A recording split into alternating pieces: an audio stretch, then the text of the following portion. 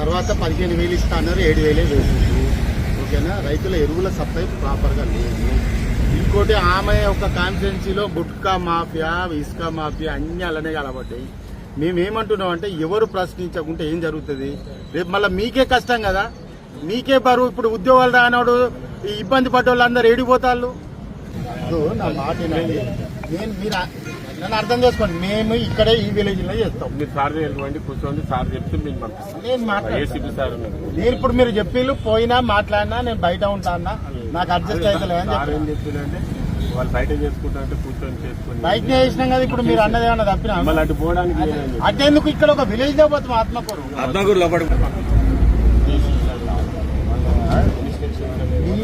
Police station పడుతున్న village ఆత్మకూరే కదా. Atmakur village లోకి వెళ్తాం. మీ ప్రేమ స్టేషన్ చేస్తామంటున్నాము. నాకెందుకు మీరు నేను చెప్పాలా?